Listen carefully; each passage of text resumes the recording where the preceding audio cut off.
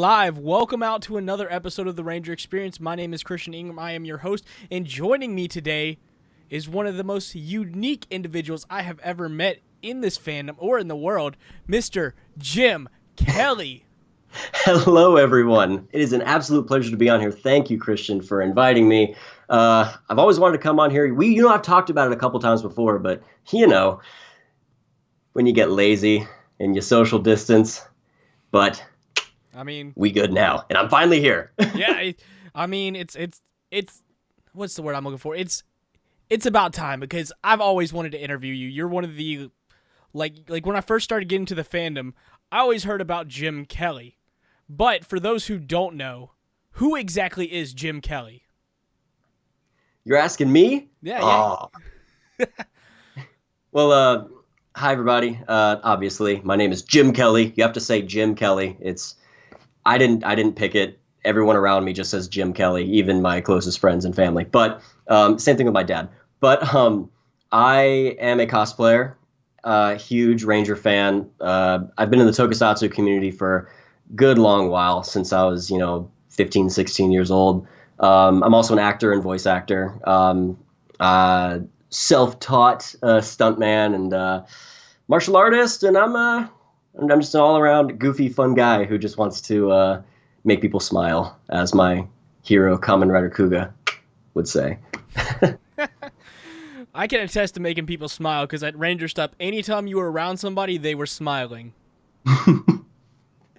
Well, hey, that's just doing what Godai Yusuke would do, you know? Yeah, exactly. But how exactly did you get into cosplaying? Oh, wow. So when I first got into cosplaying, I joined the Facebook group, Facebook Rangers. I had always wanted to have a Ranger suit, like a legit one. And, all I knew was that, there's no way to actually get one. You have to work on the show in order to get it. But I remember I was watching, I found some YouTube videos. Shout out to Mr. PR Mayhem, if anybody's ever seen any of his videos. But I found, I was like, this guy's got legit Power Ranger suits, and he advertised Facebook Rangers. I joined Facebook Rangers, and I got, I started meeting all these people, and I met a bunch of people day one that lived near me. I live in Atlanta, Georgia. And my good friend Ben, he invited me to walk in the Dragon Con parade with him and a bunch of other Rangers from Atlanta. And I didn't have a Ranger suit. And so ultimately what I did was all right, what's something that I could get quick? And I ended up buying a custom green Ninjetti costume off of eBay. And one thing led to another. Here we are. But yeah, it was an amazing experience. It all started with Facebook, social media, and just some British dude on YouTube wearing spandex, and it was, here we are. I've that Dragon Con parade. The Dragon Con parade was a tradition for me for a while, where every year I'd walk in the Dragon Con parade, and I would bring other Rangers in, and I got I built up a lot of how I feel about cosplay thanks to the Georgia Rangers, and there's not much of us left anymore, but they were all so kind and even allowed me to borrow some costumes before I started getting my own suits. So yeah, that is how I started, and it was a wonderful creative outlet. I think I was a junior in high school, so this was like 2013. Yeah, 2013 was my first convention. Yeah, Dragon Con. Yeah, my first convention, my first cosplay. Wow. Yeah, oh, man, so much crammed into that one little event. That was such a long time ago, and since you started, you've done a lot of cosplays. I mean, I don't know which ones to pick because they're all so good. You've done Dante, you've done Kamen Riders, you've done Power Rangers. Your big one that everybody knows you for, or that a lot of people I know you for, is the Boken Silver or Operation Overdrive Mercury Ranger. Yeah, that's which I'm very surprised that's what, because it used to be all the time. It was people would know me for Kiva, and then in recent years, I debuted Boken Silver at Power Morphicon 2018. And ever since then, I guess because nobody cosplays Bokenger, nobody cosplays Operation Overdrive. Operation Overdrive is a lesser liked and enjoyed season. So a lot of these characters don't get a lot of love. So, especially, or definitely having that costume. It's a gnarly costume anyway. It doesn't matter if you don't like the show. The costumes are cool. Mm-hmm. Why don't you want to dress up like these cool, shining adventures? It's rad. But yeah, I had a lot of fun getting that group together with my good buddy Ivan, Deca Mexican, and Ollie Mansfield, Space Ranger 335. So yeah, it was a great time, and I'm so happy whenever I wear it out and it gets such rad praise. I spent a lot of money on that costume too, so. Oh, I can imagine. Where'd you get it from, Aniki? No, actually. The only piece of that costume that was Aniki was the boots. Oh. The bodysuit was made by Rav Seams, and then the helmet was made by MMPR Props. The armor was made by Act Studio, and yeah, and I bought a used out of box no strap go-go changer, and I attached that to the left pauldron. Not pauldron. The heck are those things called? The wrist, the cuff. That's what it is. The cuffs. There we go. Woo! Sorry, I'm all hopped up on Bang energy drink. Not sponsored, but definitely not sponsored. I ain't that big yet. One day, Hopefully. you and me. One day. Oh man, hopefully one day we get big like that. But like you're already big. Like you're like one of the biggest Power Ranger cosplayers in the world. Crazy, right? And it all started in 2013 at Dragon Con. Yeah. Oh, and like I have a lot of really wild little stories where it's just like crazy coincidences. Like that's what my life is. My life is full of crazy coincidences. What made me want to go to Dragon Con in the first place was my good friend Micah, who was originally he was one of the creators of Beat Down Boogie. I don't know if anybody out there has ever heard of Beat Down Boogie, but a massive cosplay music video group. And I saw Dragon Con for the first time in a music video that they made for Dragon Con 2012. And I wanted to do that so bad. I was like, that's what I want to do. That's the area that I feel like I belong in.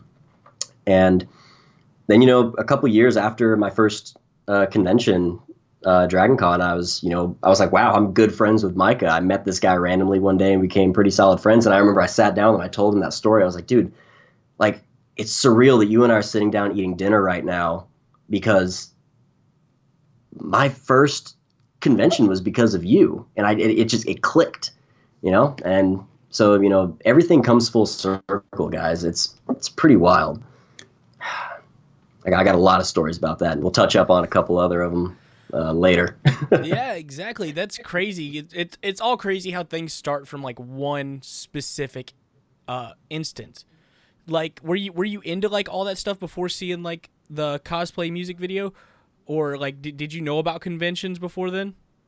I knew about conventions, yeah. Primarily, I knew about everybody knows about Comic-Con. I knew about San Diego Comic-Con. And that was really the only one that I knew. I knew that there were more of them around, but I didn't know too much. I knew that Dragon Con was a thing. I always heard about it because I live in Atlanta. Dragon Con is a huge convention. So, and just living in Atlanta, you hear about it all the time. But I didn't know everything that went down until I saw that music video. I didn't see the life that is conventions. And it was mind blowing. And I was like, I am going to go next year. I am going to go to Dragon Con. And then of course, I had my good buddy Ben tell me, we walk in the Dragon Con parade as Power Rangers, come join us. And yeah, it's kind of crazy how, things that you want and desire so much in life, or the path that you see yourself on, a lot of times the universe will just bring it to you and be like, here's your opportunity. make something of it. I can agree with that. Like, it's when you're least expecting it, though, when you're not thinking about it, you're like, oh shit, this is what I've been wanting, and now I'm here. Yeah, yeah, it gets really emotional too, especially with a lot of especially a lot of events that have happened in my life and how I've had to. Sorry, I was getting a little notification on Skype. Sorry, forgive me. Let's get back to it. But especially a lot of events that have happened in my life, and unfortunate events and traumas and whatnot, and how just something will arise that feels like either a consequence or a reward, depending on how you look at it. Most of the time, it's rewards. Have been pretty good on that. I'm on a pretty good winning streak when it comes to rewards. So let's keep that there. In a high spot. But like let's talk about your convention experience, because it started with Dragon Con, but you went to like Anime Matsuri, Paramorphicon, Ranger Stop and Pop, Ranger Stop, and many other conventions. I went to 15 conventions last year, man. Yikes! I am. That's a lot of money. Yep, that's why I haven't. That's why I haven't gotten any. That's why until this year, I haven't gotten a new costume in like 2 years, because all of my money's been going towards travel, and it's been very worth it though. It's helped grow my connections and my social medias and everything a lot more. I feel that. I mean, going to conventions is a great way to get yourself out there. Like, I remember when the first time I saw you in person, like you see people online that you know all the time, but Ranger Stop is when I met a lot of people in person. And as soon as I saw you, I'm like, oh, that's Jim. I'm like, I want to say hi, but I'm kind of nervous. And you were like, hey, I know you. And I'm like, oh, okay. I was like, dude, this is cool. Like, seeing so many people that you know online, like just seeing them in person makes it like everything worth it. Like it becomes real. Mm-hmm. Yeah, 100%. Like, and you really get to know who is true and genuine, especially in these events, because I've really come to be the kind of person where if we've ever interacted online, if we're friends on Facebook, like I want to hang out with you and talk to you in real life. I want to, make you feel, the way that I wish that people would have made me feel when I was first starting out, and, when I didn't have popularity or, a lot of friends, where I wanted so bad to be friends with these people, and you really have to kind of work your way up there. But for me, I'm in a position where I feel like I just want to bring everybody around, like the people that are up top, the people that are just starting out, like let's all come together, like so when I saw you for the first time, I was like, Chris, I know you. You're the Power Rangers guy, and especially because we're both Red Raiders. Yeah. So, yeah, and shout out to my boy, Mr. Christopher Kamen Lee. May he rest in peace. I cut his head off. Oh, not yet. Not yet. Did you see the new Bloodline of the Grid stuff he's doing? Mm-hmm. That I'm stuff so looks excited. hyped. Yeah, and like that's one of the things with Power Rangers in space, and I was talking to a friend at this past Ranger Stop about it, where if there were going to be any new Rangers to show back up, like to be in the show, I would feel like Andros would be a perfect addition, because his return in Forever Red was so cool, and that was such an epic reveal. And I was like, I want to see Chris come back as Andros for that, like to do something again. Like here's my pitch. All right, the new Rangers. I mean, they could be Q Ranger or any other special Ranger that comes to America at some point. They're getting it handed to them. They're broken and defeated, and then all of a sudden you just hear, "Hold it right there," and you turn around and as Power Rangers goes with that ADR voice acting, and they look up and they see some cloaked dude pull off his cloak, throw it down. Dun, dun, dun, dun, dun, dun, dun, dun, dun, dun. And then Andros comes down on his astral glider. Yes, it needs to happen. Let's go, Hasbro. Come on. I agree, Hasbro. Like his reveal in Forever Red, and then his reveal in what was it, the Lost Galaxy team up to the 10th Power. That was epic. I love the cloak. Like he just like Yeah, you're welcome. Like Hmm. what? Hmm. But Hmm. And that's another thing. I, and this is really rare to find, especially with a lot of these Saban, like the early Saban era seasons, is that you can't find the music for it to own. Like MMPR was so big that they made their own albums and whatnot, but like there's no soundtrack available or anything online for the background music for In Space, which that needs to change oh, it because does. In Space had some of the best music Mm-hmm. for sure. I mean, personally, I think that Lost Galaxy is a better season. It's just me. That's just on my list. Lost Galaxy is above In Space, but but In Space had amazing music. Lost Galaxy had amazing music too, but like they're all all in the same little niche, you know. No, the music I agree with because I've been trying to find the background music for In Space for a while, and like it's not anywhere. Like I was listening to an album on what was it, SoundCloud. I didn't realize Nemo had his own theme song like Tommy and the Gold Ranger did. I was like, what? I was Yeah, like, they never use this in the show. yeah. And that's what's so interesting about Power Rangers at that point. As fans, we can talk all we want about how lazy Saban seemed to have gotten in the Neo Saban era, but um, but in when Power Rangers was at its peak, you know, it was like so much work went into it, and that's why I have a lot of respect for MMPR. Regardless of if you're an MMPR fanboy and you think that's the only one that matters, or if you hate MMPR because it's overdone. I have a lot of respect for MMPR because of the fact that I know how much work went into making that stock footage work. You Mm-hmm. know, so and all the music, especially the music in the later seasons, man.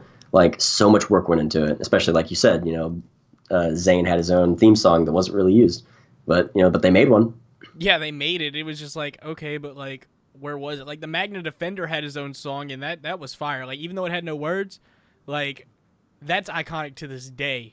Yeah, and there's not even a version. There's not even an original version of that you can download either. Like Lost Galaxy, another one where they don't have the music for that out. There is a YouTuber, I can't remember his name, but he has his own orchestral version that he made Mm-hmm. um, of the Magnet Defender theme song, and it is solid. Yeah, that's. I love to see people recreate the music. Like I had to message my friend Trey. I'm like, hey, can you do this music for me? I had him do like the In Space theme in like a rock version, like a really, because I needed it for like a video, and he was like, yeah, I got you. So I keep messaging him like, hey, can you do this? Can you do this? He's like, boy, I'm busy. Calm down. So I mean, it would be nice to have the original versions, but it's nice that there's people that can create versions of it. Yeah, absolutely. And that's where the people with the fans, the dedicated fans are with that talent to be able to create that stuff. Mm-hmm. Now, Which oh no, I was going to say that I feel like a lot of other we've got the fans that are making their own fan films and whatnot. I feel like it would be there's a very small niche of people, and I feel like it should be expanded upon of the people that make their fan music, and make it mm-hmm. available to more fans. Which if anybody's out there that makes music and they love Power Rangers, start that up. Please do so I can use it in a video. I'll credit you. I need it. But speaking of the fans, Power Rangers fans are some of the most dedicated, like some of the most dedicated fan base. Like like you said, the fan films and like the YouTubers, like and the cosplayers. Like I don't think I've seen another like fandom this like dedicated. Yeah, and there's a. I'm not about to start the fandom wars on who's better and who's more dedicated, but definitely Power Rangers is a very passionate subject, Mm-hmm. um, and it's pretty wild, and also Tokusatsu in general, especially for the U.S. fans. I've definitely seen with it being having such a dedicated fan base, it's definitely either amazing or it's terrible. But that's how every fandom is. You've got the fans that are oh, we only like this, and oh, if you don't have the same opinion as me, I'm gonna come after you and cause you bodily harm. And then over on this side we got, I love everybody. I love everything. It's not for me, but if you like it, that's all that matters. As they said in the superhero Tyson movie, we are brothers. Oh, I can definitely agree with that. But it seemed like Ranger Stop, at least from my perspective, it was mostly cool people that were there. I didn't see any like toxic people. I mean, I got to hang out The with toxic people only exist on the internet, man. True, they won't say anything to your face. Hmm.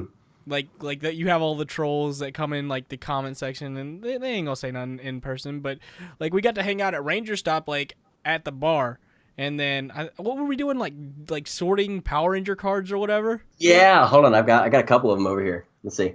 Yeah, we were. I don't remember who it was, but I think it was your partner. Got a box of. Was just given a box of these. Yeah. This lady cards. just handed us a box of cards, and she was like, "Here." I was like, "Okay, I don't know what we're gonna do with them." You know, we went through them and we just picked out our favorites. You know, and yeah, I love these cards, man. I still got them. They're right here on my desk. See, I don't even have any anymore. I think he took the rest of them, and I'm like, "Dang it, Sean!" Like I wanted some. Sean. Come on, man. But no, like it was really fun. Like I don't remember much because I was pretty drunk by that point. But that's the story of my life. Rangers don't do drugs.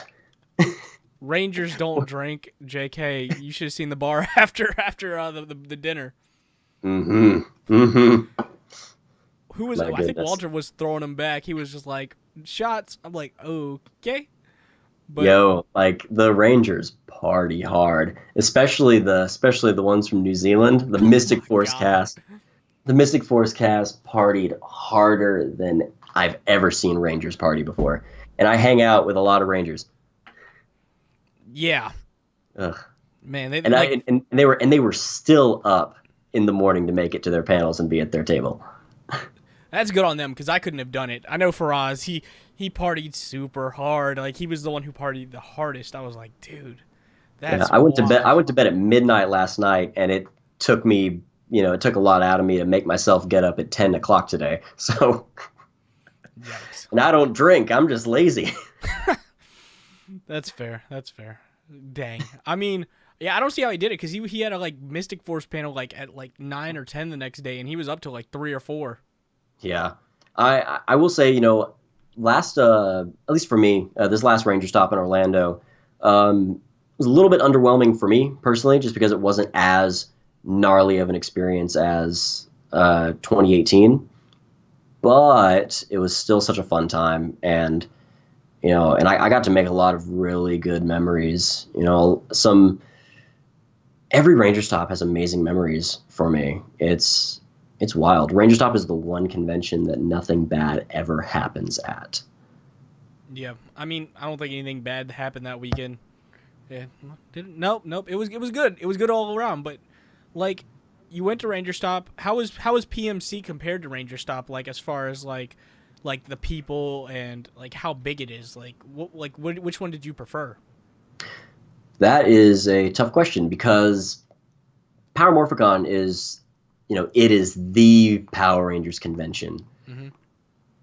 And that's not just saying it's the only one that matters. It's the Power Rangers convention. They announce the cast of the new season every year there. They walk out on stage. Power Rangers is involved as a brand. But it's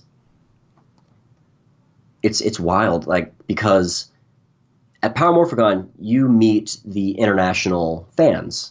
Much more than you would at Ranger Stop. I've had a few people from various parts of the world come to Ranger Stop before, but primarily, Power Morphicon is the one that most people would say is truly worth it and truly matters for the international travel. Mm-hmm. Power Morphicon is great for the people. That's the proper way to put it. Power Morphicon is great for the people. Ranger Stop, while also great for the people, it is better for the actors. As a fan, it's better to meet the actors because it is so much smaller and it's more, the way that I put it, is intimate. Hmm. You're around these actors all the time. You're not gonna after hours, you're gonna have to go to the main hotel bar to find them, or you have to possibly see them walk into their hotel room. No, at Ranger Stop, they're out there and they're mingling and they're involved with so much and the fans, and it's awesome. I mean, there's not a lot of conventions where the actors that are there are wanting to party with fans Yeah, and are most of them actually are just like, wanting to no. interact with fans after hours. It's pretty surreal. Ranger Stop has a lot of great guests, and the people that run Ranger Stop are amazing. From Mikey who runs it to security and vendors and volunteers. They have the same volunteers every year that are all local people, and yeah, it's a wonderful, wonderful environment. So I say Power Morphicon is definitely worth it to go to at least once. If you, and I mean, even every 2 years, if you can make it, definitely do that. But Ranger Stop is one that I have to go to every year for sure. Yeah, I agree. I mean, I'll be going to Ranger Stop this year. Will we be going to PMC in 2021 since they moved it from Oh, absolutely, absolutely. I if I can help it, I'm not going to miss Power Morphicon.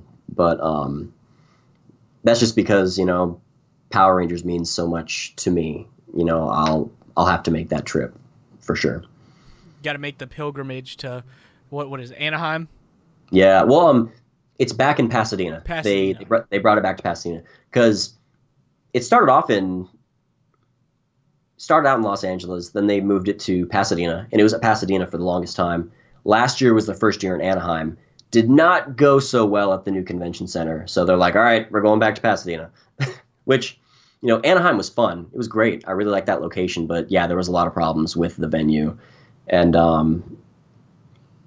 Pasadena is a lot more chill. Yeah, I had a lot of issues with some of the people that worked there when I went to PMC 2018. I'll tell you about it later once we're off air. I don't want to, stir anything up. But so like you went to Ranger Stop like we said in PMC, and you went to all these other conventions. But what's your like favorite convention you've ever been to? If you had to narrow it down to one. Anime Weekend Atlanta. That is definitely that is such a wonderful convention. Not just for, I mean, like I have a lot of memories. That was my first. I would say that even though Dragon Con was my first convention that I went to, I was only there for a day. Mm-hmm. But my first, weekend convention was Anime Weekend Atlanta, and I have a lot of great memories there. But I don't just chalk it up to the great memories. It's just the environment and the people that are there. I and the venue itself is just so rad to me. It's but definitely the people. To me the people make the convention. And I've gone to conventions that I've never gone to before. And while I didn't care for the convention, I have absolutely amazing memories, and my experience was amazing because of the people that I met there. Like I'll say, for example, Space City Comic Con. I went to that. I think it was 2015. It was either 2014 or 2015. I want to say 2015 because I was already graduated at the time. But that was in Houston, Texas. I'd never been to Texas before. I went to that convention. I had an amazing time, and I met so many awesome people. And that's where me and my good friend Real T Dragon, if anybody follows him on YouTube, that's where he and I met. And for a couple of years, we used to always work together on stuff. He moved to Atlanta from Texas, and we used to make stuff for his YouTube channel all the time. And it was a great partnership that was made there. So yeah, epic memories for these terrible conventions that were. And I'm not going to say that Space City is terrible and it will always be terrible, but that year had a lot of issues, with the con itself. But the people make it all the time. Yeah, it's never like the convention that makes the memories. It's always the people that you meet, the people that you get to hang out with, the people that you get to party with. Mm-hmm. Those con parties are crazy. I'm sure you You have know, some experience with that. I have a very interesting con party memory. This was my first time going to Ranger Stop. I think this was 2016, I want to say. And it was either 2015 or 2016. And I think it was Ranger Stop 3. I have a flyer in this pile of litter that's next to me that you guys can't see because it's pushed out of from behind me. But I was a guest at Ranger Stop that year. They were experimenting with having cosplay guests, so I was one of the cosplay guests, and it was we went to this room party with me and my friends, and I walked in, and the first thing that I see, when I walk in, I look over to the corner, and I see a crowd of people around somebody, and just sitting there is, I thought to myself, I was like, and I asked my friend, I was like, is that Ruben Langdon? Ruben Langdon, for those that don't know, is he's the voice actor and motion capture for Dante from Devil May Cry. He is also he was Beeffighter Yanma on Beeffighter Kabuto. You guys know the American version is Beetleborg's Metallics, so he was in the Japanese version. There's a white American dude who played a Japanese tokusatsu hero. It's epic. Yeah, and he's also done some stuff for Power Rangers in the past and whatnot. And he's a huge stunt man in the industry right now. Like one thing that a lot of people don't know is actually in Avatar, the blue people, James Cameron's Avatar, he was the motion capture for Jake Sully, and they used I can't remember the actor's name, but they used his face over his motion capture. I did not know that. Yeah, so he's up there. He does a lot of crazy stuff, and but anyway, so I look over and I see him. And he's just chilling in this room party. He's just, sitting back, got his legs crossed, and just having a conversation with these people. He had a vegan dinner that he was just eating, and I was like, he's just chilling in here. And then he stops and he looks over at me, and I was wearing a Space Sheriff Gavon shirt, and he was like, "Is that Gavon?" And I was like, "Yeah, man, I'm a huge Tokusatsu fan." And he's like, "Nice." And so, like, you can see that he wanted to kind of talk about that because he's a Tokusatsu fan. That's one thing that he's always been vocal about is he loves Tokusatsu. And he, got brought back or drugged back into talking to the people around him and whatnot. And, I've always been the kind of person where, or at least back then, I never really liked to approach people. I always wanted people to approach me first. So I just went away. I was like, all right, I'm just going to go about my business. I'm going to let him do his thing. And, I was sitting back in a corner by myself on my phone for a minute. And then I just see out of the corner of my eye while I'm looking at my phone, this chair pulls up and Ruben Langdon plops down right there. He's like, "Hey, what's up, man? I'm Ruben." I was like, "Hey, I'm Jim." We shook hands. He's like, "Yeah." And he just goes, "So, how long have you been a fan of Tokusatsu?" And in my head, I was like, yes, a Tokusatsu actor is asking me about Tokusatsu, and crossed his legs and leans in to listen to my stories. So, I told him my history of, me being a Tokusatsu fan and what brought me into it, and, my dreams of being an actor and, my martial arts background. We had an epic conversation. I still talk to him every now and then to this day. Like, we connect on Facebook. We were supposed to meet up at MomoCon last year because he was a guest, but homeboy got sick, or at least that's what he told me. but no, like, we keep in touch every now and then. It's, he's really down to earth and really cool. That's one of my personal favorite con party memories. There's con party memories of, an actor, being too rough and rowdy, or, some, actor that not a lot of people really like showing up and him just, being cringy, or, definitely fans showing up uninvited and being cringy. But no, it's the memories like that, like especially with Ranger Stop, where it's like these actors are so genuine. It's such a genuine convention. Everyone there, that's involved with the convention, it's awesome, just awesome. And a dream came true that day. And it was that day that I was like, I'm going to cosplay Dante. And so I spent over $1,000 on a gnarly, full leather Dante costume that I wear the hell out of that costume, and it's one of my favorite costumes that I've ever done, and I've done a lot of costumes. And it is one hell of a costume, and like Dante obviously is not an easy cosplay, but like what's your favorite cosplay you've ever done if you had to pick one?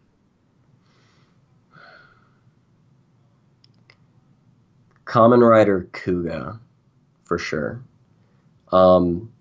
I have a lot more memories with it would be a it's a kind of a tie between Kiva and Kuga, Hmm. but Kuga for me is uh, is my favorite that I've ever done because of the fact that Kuga is my favorite hero, out of all media. And I really have kind of based my life and my way of living around Godai Yusuke. And so I have pictures of this, I'll share, with you after the show. Hmm. But I have pictures of me opening up the costume and I pulled the helmet out and I just started crying just because he was right here and I was about to become Kuga. And every time I wear that costume, it gets amazing reactions because Kuga is such a well-loved writer. Hmm. People will freak out over Kiva because it's just a really cool costume, but a lot of people don't really like Kiva that much. Like as I like the show itself. But I don't care what you say. Kiva's awesome, and you should all definitely buy one of these prints of me as Kiva. Christian's got one that I still need to ship to him, but they're epic. This was actually taken in Japan. More on that later. But yeah, Kuga gets some amazing reactions, and Kuga has a lot of the most genuine fans Hmm. because Kuga is such a genuine character. And I, for sure, when I wear that costume, it definitely motivates me to make, if Godai Yusuke was a real person, to make him proud that I'm wearing his armor. So definitely my favorite costume that I've ever done. You just want him to like. You just want to look up in the sky and see him smiling down on you with a thumbs up. You're gonna make me cry. That's amazing. Someone needs to edit that picture. You just looking up at the clouds and him just. Hey, Photoshop wizards out there, hit me up. Let's make it happen. Oh my god! Can you imagine you like signing that print? Like, that would be great. But like you said, you took that picture of your print in Japan. Hmm. How did that trip come about? Because Japan is not obviously not close to here. It's on the other Yeah. side of the world.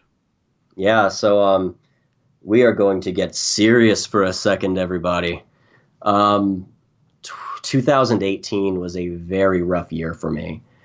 I and it's no, not gonna drop drama or anything, but I I was in an abusive relationship and it took a massive toll on me. It that relationship came to an end in November of 2018, and even though I was free from this person who was causing me so much pain, you know, I was still so in love with this person, and even to this day, I still have love for them. And it was such a hard thing to get through, and I'm still struggling with it. But what ultimately ended up happening was I thought to myself, I said that I've been dealing with so much, you know, I've been being tortured for so long that I need to do something for me. And I was like, I'm going to go to Japan like that. I thought that in my head because I'd been watching YouTube videos like they had popped up. If anybody has ever seen Abroad in Japan, I was I saw a couple of those videos pop up on my feed on YouTube and my recommended, and I was like, I this is it's a sign. I need to go to Japan. So I started planning. I started like right after I got out of that relationship, and uh, April of 2019, I had my flights booked, and I had saved up $2,000 for me to have while I was over there, and I took that flight, and it was such a amazing experience because like I took it because for a couple of different reasons. Number one, because like I said, um, I felt like I needed to have something to look forward to. I needed to have something to look forward to. And at the same time, I had developed so much anxiety issues that I felt that this is the perfect push for me to, like I'm going to be in a country where I don't speak or read their language. I'm gonna have to learn to talk to people. I'm gonna have to learn to, I'm gonna have to learn how to use their train system and their public transportation, all that. And so it was a number of things, and yeah, it was very much so something that I needed to do, and I learned a lot of great lessons while I was over there. And of course, I had the plan. I had a plan with a friend of mine who is named Keiichi, and we met online. He's an actor in Japan, and he is a huge Kamen Rider fan. Kuga is his favorite Kamen Rider. So we had talked about me bringing my. At the time, I only had two Ranger suits, Kuga and Kiva, and did I say Ranger? I meant Rider. But anyway, I brought both of those costumes with me because he told me that if I brought those costumes, he would have a photographer to do photos of us. And so that was what we did. A lot of other stuff ended up happening before this, but that was the first plan that was set up. That was the only plan that I had while I was there. I just wanted to go and experience Japan, but that was the only plan that I had. And yeah, we did. I let him wear Kuga because Kuga was his favorite, and I wore Kiva, and we shot on a beach in Odaiba, which was right behind. I can't remember the name of the mall, but it's the mall that has the big giant Gundam unicorn statue.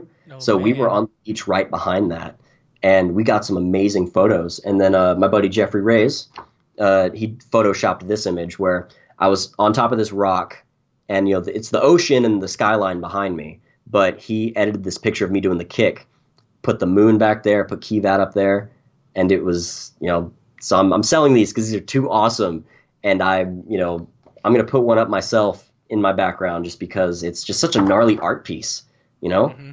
like it is, that's one of my favorite pictures ever. Thanks to Jeffrey for improving on an already epic picture. Oh yeah, it's definitely an epic picture. So if you want one, hit Jim up. All his social medias right below him.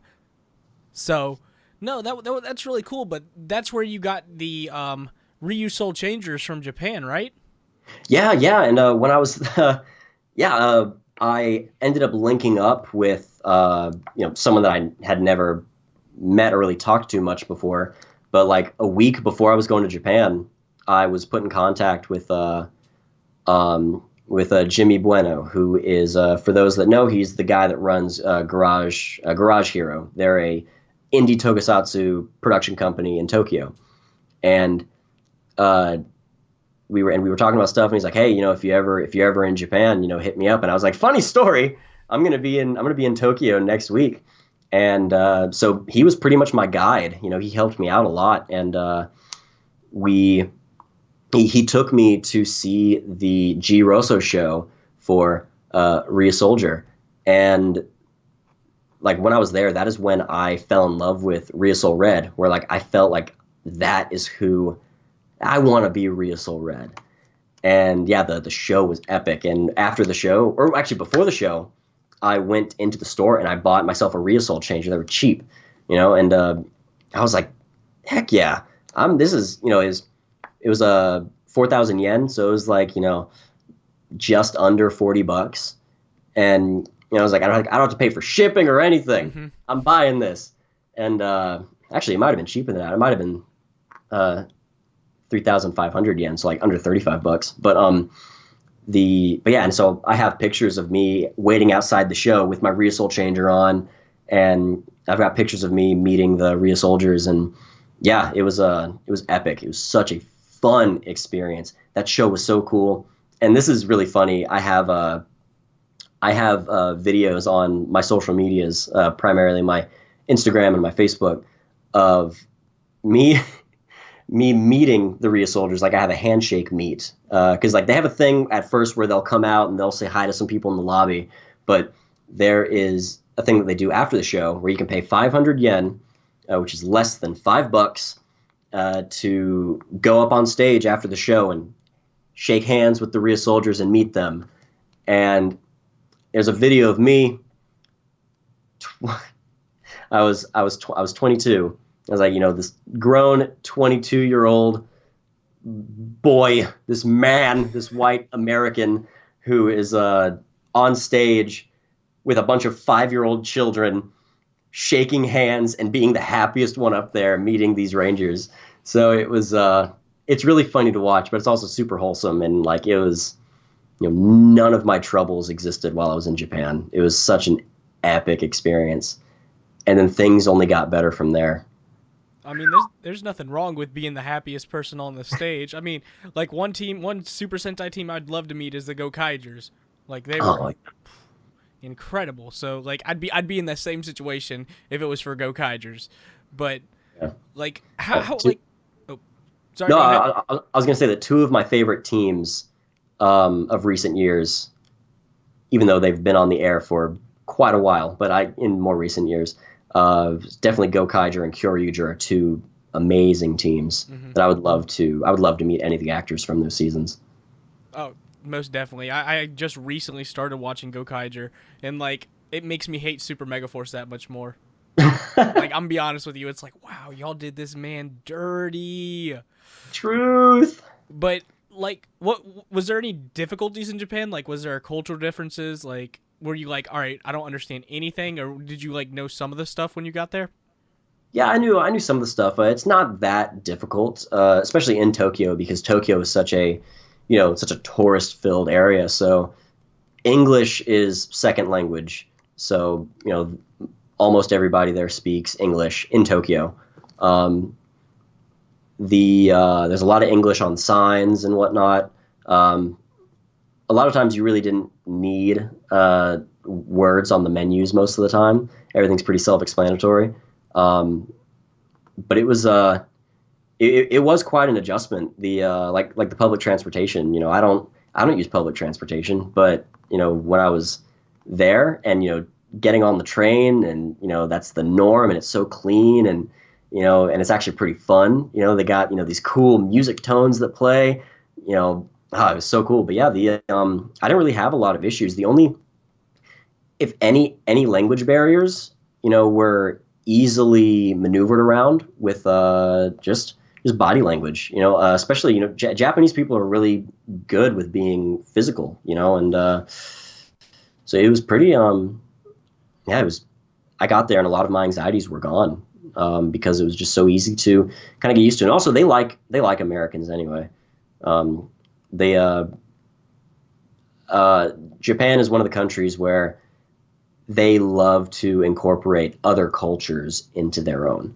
So, a lot of people make fun of American anime fans being weeaboos and trying to act like they're Japanese. But Japanese people, most of the time, they're like nice because that's what they, because they think it's cool that people like their culture because it's their culture, it's the norm for them. Yeah. No, I agree. I mean, like you see people over here and you see them running like Naruto. Most people can go, "What the hell is wrong with this person?" Well, like I did in my TikTok. Yeah. Oh my God, I had people staring at me. This one girl goes, "You okay, baby?" I live in a very not okay neighborhood. So, Ooh. But you just recently reached 10K followers on TikTok. I did, yeah. Which it took me long enough. It only took, a couple of months, but I'm impatient and I want more and I am not satisfied, but, gotta be patient. I've learned that. I'm pretty grateful because 10K, it took me 6 years to reach 3,000 followers on Instagram and it only took me 6 months to get 10,000 on TikTok. That's it's pretty big. I really appreciate it. And I get a lot of love on TikTok for sure. Oh yeah, because your videos are super entertaining. Like especially your new Loki cosplay. Oh, thank you. Seem like you have a lot of fun with that. I get to use my real hair. Oh, that must be fun. You don't have to put like a wig on or anything. You're just like, all right, I'm good. Just got to put on the suit. Yeah. And it's funny because I was never really a big fan of Loki. I like Loki in the movies, but I'm not a big fan of him from the comics. And also I relate way more to Thor or Captain America than I do Loki, just as a personality. But looks-wise, everyone kept telling me after I cut and dyed my hair black, everyone told me that I looked like Loki. Everyone told me I looked like Loki. And I'd just gotten back from Japan, so I had uh, I'll go back and talk about some other amazing stuff that happened in Japan, if we have time. Of course. Uh, but the but the everyone kept telling me that I looked like Loki, and I let it go on for a year until I was like, all right, you know what, fine. I'll get the Loki costume. I was kind of excited to anyway because I feel like everyone says I look like Loki, so a lot of people will get a lot of enjoyment out of this. But I have a funny story. I was at MomoCon last year, and um, the I had a really hilarious experience because again, everyone kept telling me I look like Loki, but I was wearing I had my little lightning bolt earring in, and I had a dress shirt on. It was like a Hawaiian shirt, but it had Yoshi's on it, so it was green. And I had this dude run up to me, and he was drunk, and he was like, "Yo, Vacation Loki, can I get a picture?" And I just went, and just and so he took a picture of me, and so I was Vacation Loki that day. Yeah, it was so funny. And Oh, I actually ended up the following weekend I went to Colossal Con up in Ohio, which is another gnarly convention. It's a water park resort convention. What? It's epic. So I ended up convincing pretty much an entire convention that I was the actor playing young Loki in the Disney Plus TV series. I'm dead. That's The awesome. Yeah, because it started again at MomoCon. A friend of mine posted a picture. It was a selfie with me, and this girl commented saying, "Why does he look like Loki?" And I was like, tell her because I am Loki." He's like, "Cause he is Loki." He's like, "Oh, haha, that's funny." And he's like, "No, I'm serious. He is Loki." And then that's when I came up with it. I was like, "Tell her them, the new Disney Plus series that I'm the actor playing young Loki." And so it started there, and I just kept it going. I went to everyone that told me I looked like Loki at Colossal Con because no one really knew me at Colossal Con. I mean, I had a few people that recognized me from online, but in general, I didn't have any friends up there except for the people that I went there with. So I could just I could put my acting chops to the test and just lie to these people, and it was great. Ultimately, at the end, I told everybody, I was like, I'm lying, but yeah, it was hilarious because like anytime I went to a room party, the room parties there were insane, by the way. But every time I went in, they're like, "Dude, that's him. That's the guy. He's playing young Loki in the Disney Plus series." No way, really? And yeah, it was it's like, "Come drink with us." It was epic. It was so much fun. Did you Uh, get any free drinks out of it? People buying you shots? oh, for sure, Oh, sure. yeah. Just But then at the end of it, I was like, at the end of the weekend, I was finally like, "Guys, I have a confession to make. I'm uh I'm not really playing young Loki." Like, what? Oh my god! It's like, are you serious? We were so excited for you. And I was like, "Yeah, well, you guys still love me?" And I still have a lot of good friends, that I've made at that convention that, they still, like, I'm still mad at you for lying to us. And I was like, "Well, now you're stuck with me." oh man, dude, that's an amazing con story. That's like one of the best con stories I've ever heard. Like, imagine if now you really get casted as young Loki in the Disney Plus series. Even though they'd probably make me sign an NDA, I could talk and nobody would believe me because I already made the story up. Exactly. They'd be like, "Wait, you were telling the truth?" "No, I was lying to begin with, but then it really happened." So, oh, Man. And then that could be another lie where it's like, "Yeah, I've known this whole time, but then they made me sign an NDA." so I had to tell you I was lying. Oh gosh, dude, that would be great. People would be so mad. They'd be like so confused at the same time. Like, what? So are you or are you not? Like, you're on TV, but you said you weren't. I don't know. Ain't I a stinker? Oh man, dude, that's amazing. That sounds like a fun con story. But let's get into some advice for cosplayers because obviously you've been doing it for a long time now. But what's some advice you can give to cosplayers starting out? Just have fun. That's generic, everybody says that, but that's the truth. When I first started, I wasn't very anal about my costumes or the conventions that I go to. I just wanted to have fun. I I didn't care about crazy mashups. I didn't care about any of that stuff. I was just having fun. Like I remember there was a time when I was in a Maji Red suit that my buddy AJ let me borrow. He let me borrow that Maji Red suit, Mystic Force Red, for a long time. That was actually the first Ranger suit that I ever wore. But I remember I was walking around in that costume with a Green Ranger Dragon Shield on, just because my other friend, had it in his room, and he had a Green Ranger costume, and I was like, "Hey, put this on." And I put it on. And I was like, "I'm gonna walk around the con like this," and so I just have fun. I honestly really nowadays I probably wouldn't do that, just because because I don't really like to goof around too much in my suits.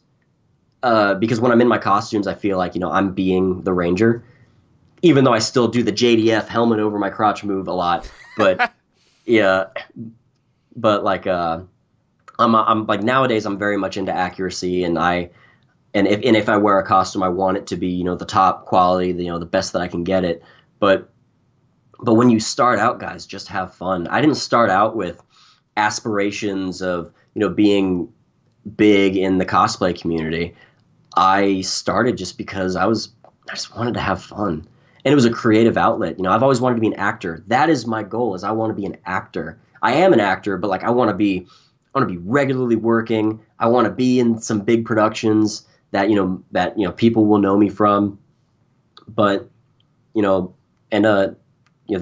what it started as. It was just a creative outlet, and I had so much fun, and I still have fun with it. That's why it's my hobby. It's still, I'm trying to incorporate cosplay into making a career out of it, with just entertainment in general. Like, I want to be a content creator and work on some of my own stuff, and cosplay definitely a part of it, because it's such a big part of my life. But just have fun. And when you're getting big costumes together, if you're commissioning, it doesn't matter whether or not you make it or commission it. That's a big argument and debate in the cosplay community, is whether or not you made it or you commissioned it. I've definitely, especially as I started to rise up in numbers, I've had, you will all get a lot of jealousy. You will all get a lot of hate. It's part of putting yourself out there. But I had somebody who was so jealous that I was becoming a more well-known cosplayer than they were, and I didn't make my stuff. And this person did make their stuff. And, they had me blocked, so I couldn't see anything they were saying, but it was just a lot of messages about how, to everybody, about how I'm not a real cosplayer. People need to stop following me, and they need to go follow him. Don't be toxic. That's another advice. Don't be toxic. We're all nerds. Me and this person, we wear spandex and flaunt around in crowds of people. We have no shame. Don't be toxic. But yeah, it's just have fun. It doesn't matter if you make it or you commission it. Almost all of my stuff is commissioned, and because for me, I do it for the performance aspect. That's what I pride myself on. A lot of people will tell me that their favorite part of my cosplays is the fact that I study the mannerisms of my characters, and I really I'm a suit actor pretty much, where I become the character and I bring the character to life. That's what a lot of people like about my stuff. And that's what I strive to do. I strive to make people happy with what I do. But it's all about you. It's all about you being happy and you having fun. I don't know how many more times I can say, just have fun, if only you're having fun. Somebody could probably make a drinking game out of this, and they will be on the floor under the desk in 5 minutes. But that's pretty much all the advice I can really give. Don't be toxic. Just have fun. Love your fellow cosplayers. Kill them with kindness. I can agree with that. I mean, this community needs to be there's a lot of people that are cool, but some people you're just like, all right, chill out. We're all nerds. It doesn't matter. There's no jealousy. I see people like YouTubers or TikTokers are jealous of other people, and it's like, I know you've never been jealous of someone like that, and I don't think I ever have. So just chill out. People are chill. And one thing that I can understand the jealousy aspect, but you got to have some logic, because I'm definitely no stranger to jealousy, but I don't let that be a reason to hate or dislike somebody. Mm-hmm. If you're jealous of them, I definitely still have jealousy over people, but it's not like a like heated jealousy. It's more of like how how do they have that and I don't? How can I get to that point?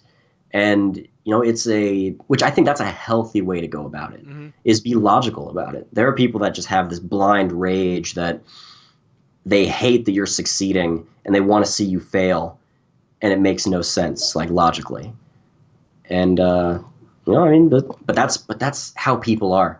No matter where you're at, there's going to be people like that. If you're a content creator, if you're just at your 9 to 5 job, it's there's going to be somebody like that. There's always going to be people like that. So I guess Hmm. it's just life lessons, and especially being a creator, uh, I think that might help you learn a lot of lessons a lot faster in life because you learn how to take criticism.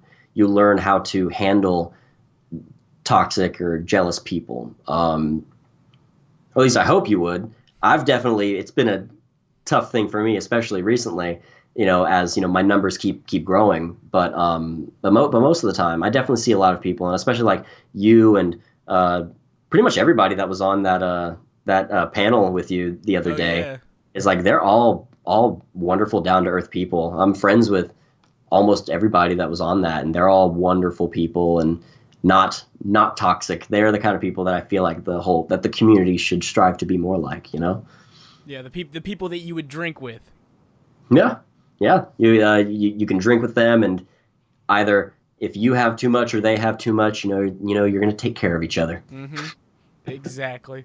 But yeah, I mean that's a healthy way to look at jealousy. I mean, I know that's how I try to look at it. But you like we said, you're a huge cosplayer. But what's like one cosplay that you haven't done that you're like, all right, I need to do this eventually. Well, I can definitely say that my dream costume that if I never do a cosplay again, I would be happy that I did this. It's I don't know if you've ever played Soul Calibur or if you're Mm. much of a fan of that series. I want Siegfried's crystal armor from Soul Calibur 4. That is my dream costume. And I already look pretty similar to Siegfried, especially when my hair was still blonde. Uh, you know, like that is a costume that I want so bad. That is my dream costume. And one day, oh, it is a dream of mine. Aside from being a Power Ranger, it is my dream to I want to play Siegfried in a movie adaptation or a show adaptation, something of Soul Calibur. Like that would be epic because I'm already a swordsman, So I was like, put me in, coach. Tag me in. I know what I'm doing. Let me do it. Yeah, I've played the games. I know But everything about the character. I know more about the character than you do. yeah, and then another costume that um is in the works right now, and I've got a really wonderful story behind this, and it has to do with some stuff that I did in Japan. The reason I picked those three helmets to go behind me today is because those are three of the red suits that I have in progress right now. I have the helmets for all these, obviously, and I've got the bodysuit being worked on for all three of them, and the armor and everything is being worked on for that guy right there. So like they're in progress, they're about halfway done, but one of those that isn't featured because I don't have the helmet yet is Legend Magi Red, the legendary mode of Mystic Force. Oh, that suit's badass. Yeah, yeah. Then there's a pretty big reason why I'm doing that costume. So, like I said before, Magi Red was my first Ranger suit. It was my first real Ranger suit that I wore. I don't really count the Green Ninjetti. That was just my first. You know, I just needed something last minute so I could walk with the Power Rangers in the parade. Um, but my friend AJ let me borrow Magi Red from him, and I had such a wonderful experience in that costume, and it really, had such an impact on me. The original plan was to get my own Magi Red suit, but I decided after my trip to Japan that I was going to upgrade because of how much I have upgraded as a person and with my experiences and the things that I have been through, that I felt that I deserved the upgrade to legend mode. When I was in Japan, I had the amazing experience of training under one of my heroes. When I was in Japan, everybody, I trained under Mr. Takaiwa Seiji, who is Mr. Kamen Rider himself. He was the suit actor for every primary Heisei Kamen Rider except for Kuga and Hibiki. He was Agito, Ryuki, all the way up to Gio.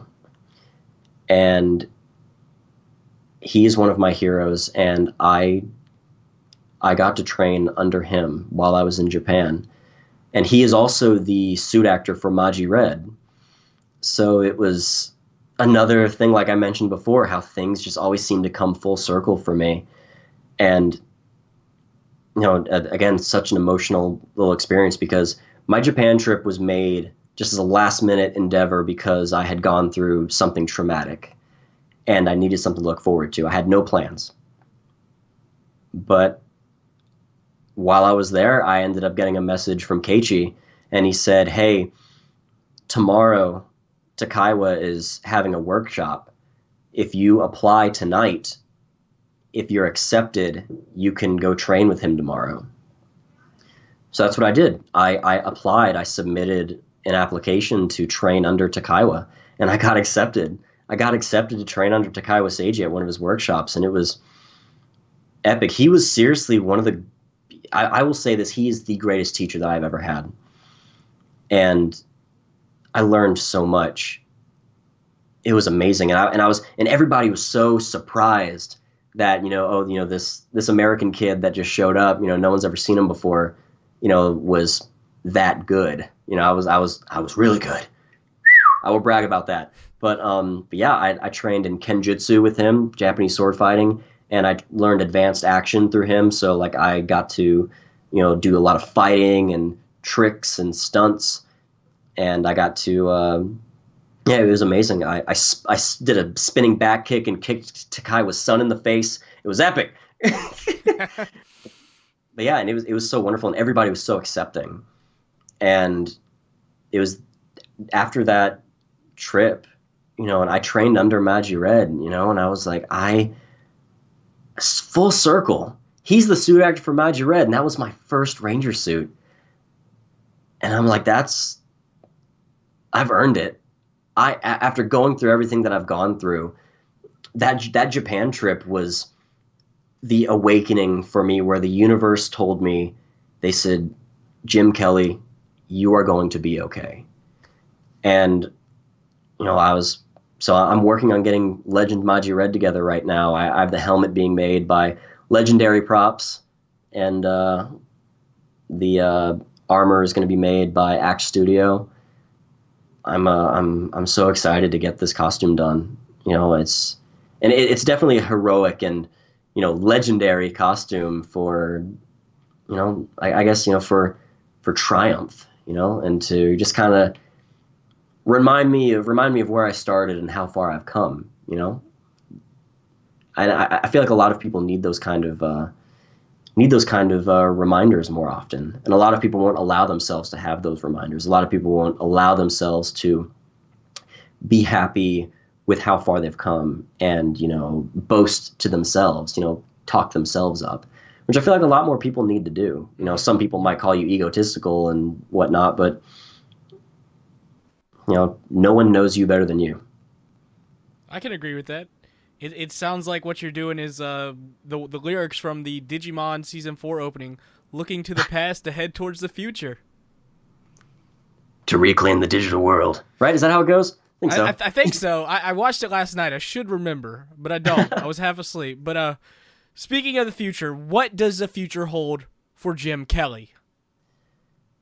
Well, the future for me, not much right now because, COVID, but what I'm working on right now is, this is my old bedroom. I'm working into turning this into my studio space. So I got my computer here. I'm going to move my keyboard over here. but because there's not a lot of space for me to kind of play it back there. I'm gonna move that over to this area, move some of my instruments in here.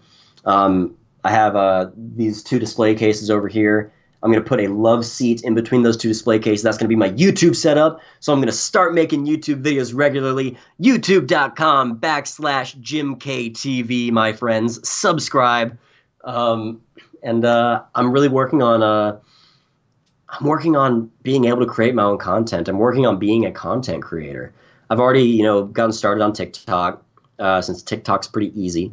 I've done a couple of cosplay related videos for YouTube, primarily reviews on costumes. But my most recent one, I did an unboxing and review of Ryusel Red right there, and it was repurposed for use on Aniki Cosplay's social medias. So I guess that means it was good.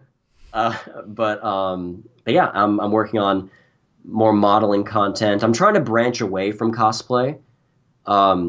Not like, oh, no, I'm done with cosplay, but more like I want to be known for more. And I've been working on that pretty good. I've got acting roles under my belt. Not too many at the moment because we're all in quarantine. But I can still do the voice acting from home. So that's fun. But yeah, I got a movie that I'm shooting in June, actually, so I'll be flying to Pennsylvania to be in a movie. It's a Stephen King film, and I'm very excited about it.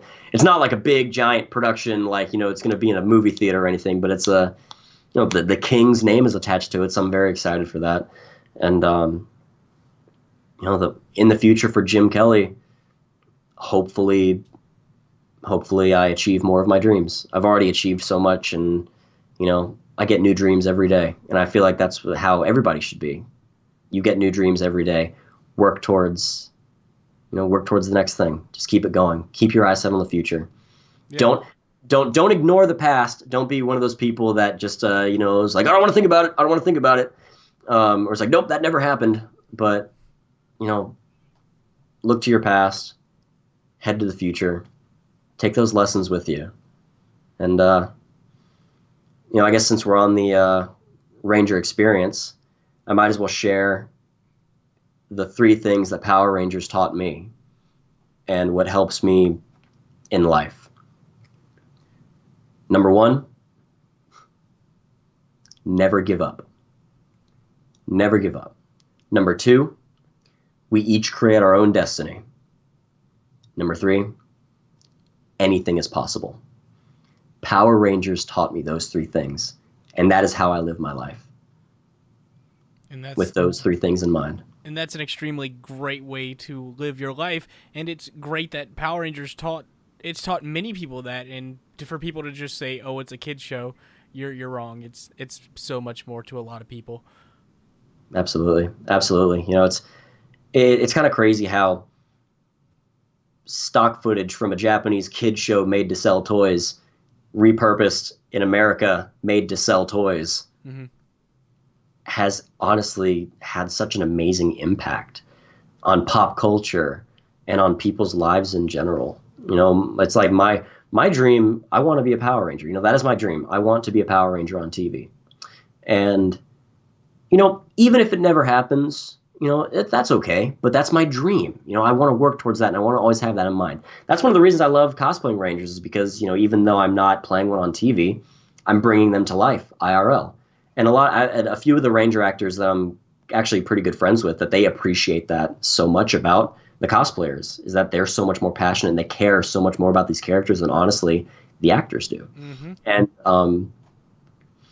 but yeah, and that's my dream is to be a Power Ranger, and I want to be able to inspire the next generation of heroes, just like I was inspired, just like you were inspired, just like all of us were inspired. And so we're working towards it, and we're getting to a point where more and more fans are actually becoming Power Rangers. We've seen it a couple of times, most notably the Sudarso brothers. I also know that the Red Ranger from Jungle Fury, I know that he's a Sentai fan, and that's cool. And then he actually went to do some work on future Power Rangers episodes, like behind the camera. And so, it's a great time to be a Ranger fan right now. I definitely think so. I would agree. I think we are living in the perfect time to be a Ranger fan, for sure. Oh yeah, most definitely. Because now we're at the age where people who were kids watching the show, now they're Rangers. Like you said, the Sidarso brothers. Yeah, let me tell you something that blew my mind. Jacqueline Sislowski, what was Zoe in Beast Morphers? She was born May 15th in the year 2000. I was like, what? Mm-hmm. That made me feel old. So, like, people that grew up on the show are now in the show, and it's just incredible. So I could see you being the Ryusou Red Ranger. I mean, you know, Hasbro, get back to me. Still waiting on that email. Hasbro, if you're watching this, I doubt you are. You don't know who I am. Oh, you'd be surprised. You would be surprised who sees us, man. Like I've had people in higher up places that I've met, and they're like, "Hey, I know you. Yeah, I've seen you." And it's like, "Yeah, I know who you are." And I was like, "Really?" But like, they pay attention, but you never know, man. You never know. Dude, it's crazy getting recognized by people like out in public or at conventions. Like when they recognize you, like, what? You know who I am? Me? Yeah. It's crazy, but it's an incredible experience. I've got somewhere. I've got an autographed picture by Mr. Peter Sudarso of that he actually signed of a. This is a gift from my friend Jose Hernandez Photography. Go follow him. Excellent photographer. We did a photo shoot at Ranger Stop in 2018, and it was me in my my Ninja Steel Blue costume, and we did a photo shoot that night. Then the next morning, he went to Walmart. He got them printed, and then he showed up. Came over to me and he presented me with a gift. It was a printed out, laminated picture of me, and he got it signed by Peter. And Peter was using my helmet at the time. He had my helmet at his table. He was using it for photo ops and whatnot. And he signed a message to me about letting me use his helmet and whatnot. And so that was a wonderful gift. And so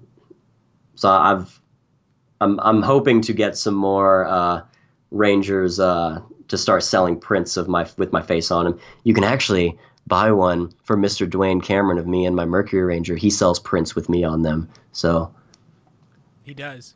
Hang me up in your room. Go buy one now.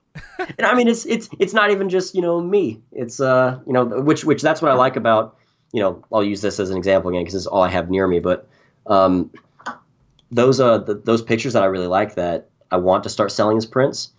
Most of the time I feel like I don't want to sell the cosplay stuff as this is Jim Kelley in the costume. I want to sell them as kind of art pieces for the Ranger itself, so that people can hang it up and even have them signed by the actors. That's one thing I plan to do with some stuff that I'm working on with Mr. In Space Red back there. Since I'm good friends with Mr. Christopher Kamen Lee, I want to do some photos that he's already got some amazing prints that he sells on his own, but I want to start doing some prints where if I have a table at like the same convention as him, I could be like, hey, if you buy this print, you can go get yourself a free autograph by Mr. Christopher Kamen Lee. Hey, Chris, let's talk about that. I'll message you because I'm not just going to send people demanding free autographs. But oh man, imagine you like doing a photo like you facing the camera from behind, and you have like put the blonde streaks in your hair, just holding the helmet at the suit on. You can't tell the difference. Yeah, hey, that's a great idea. I'm going to steal that, and you're not going to make any money from it. I'm just kidding. That's fine. I don't make any money anyways. It's all good. Hey, that is the life of the struggling creator. None of us are making money. Not at all. So we say we are. So if you want to support us, help us out. Subscribe, like, comment. I don't know. Do all of these social medias. Go help us out. Yeah, subscribe to the Power Rangers guy. OnlyFans uploads the finest Power Rangers lewds. If I had the body for it, I might. I'm not opposed. I might. Got to get that bread somehow. Dude, that would be that's how you properly do the JDF helmet in front of your crotch. That's how you do it. Oh my god. Now you're going to end up taking that picture. Maybe one day. Listen. We'll get to the point where I don't have to worry too much about my career where I can take pictures like that. Oh, I can just imagine just selling them at conventions. Yeah, this is me. Like, what is this? It's me Yeah. Got with a my helmet, with only just only a helmet. got my black book, got a curtain, pull it back. Here, everybody, this is the 18 plus cosplay print section. Oh my Like gosh. it's a blockbuster, you know? It's like, Dude, what's behind the curtain? Stuff for mom and dad, all right? man, those 18 plus booths or art galleries at conventions are crazy. I remember went to one at NecoCon in Hampton, and like the stuff they had in there, I was like, alrighty then. It's just Dude, weird. I made the colossal mistake of going into the 18 plus dealers room at a furry convention.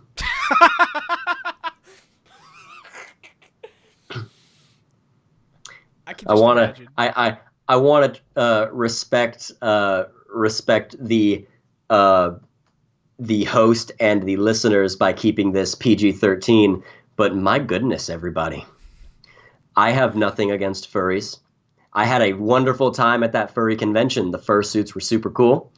But as soon as I entered that dealer's room, that 18 plus dealer's room, and I saw a giant picture, a painting of a horseman exposing himself, I was out. I was like, I'm out. Peace. You guys, you're into what you're into. It's not for me. I'm out. Now, which furry convention did you go to? Did you go to Rain first? No, this is in Atlanta. Okay. Furry Weekend Atlanta. Yeah. Okay, yeah, because I've watched video on Rain first, and like they can't even have it anymore. Yeah, I mean, Furry Week in Atlanta was fun. I do know people that regularly go who aren't even furries because it's just a fun time. Hmm. Just to stay out of that dealer's room if you're uncomfortable with, you know, buckets full of something that belongs to an alligator, which thought I'd never see in my life. I'm kind of curious now. I'm sickened but curious. I'm intrigued. Oh my gosh, dude, that's great. That's amazing. It and it's been amazing talking to you. Is there anything else you would like to let the fans know before we head on out? Last thing that I want to say is thank you guys so much for tuning in. Uh, I had a lot of fun doing this, and probably one of the best interviews that I've done because Christian, when he worked really hard to get everything set up, and he was great with communication, and he was very patient, and so I appreciate that so much. Subscribe to the Power Rangers guy for sure. Subscribe to my YouTube channel because I'm gonna start making stuff, and follow my social medias. That's a given, and just support your fellow dreamers. That's my life motto. Support your fellow dreamers. I'm gonna leave it at that. All right. Well, I appreciate you coming on, and I appreciate the kind words. Remember, all the social medias down below. Go to them, all of them. Like, subscribe, whatever you need to do on that platform, do it. But we are out.